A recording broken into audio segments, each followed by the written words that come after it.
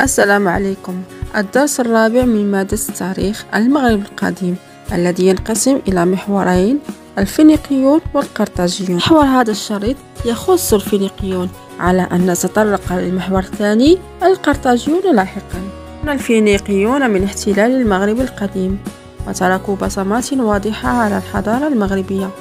فما هي أهم خصائص ومراحل التواجد الفينيقي بالمغرب؟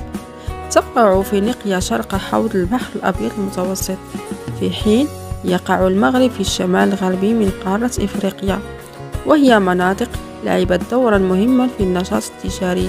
وقد بدأ تاريخ فينيقيا بالقرن 28 قبل الميلاد، وازدهرت بها مدينة صيدون ثم مدينة صور، وانتهت بالاحتلال الروماني في القرن السادس قبل الميلاد.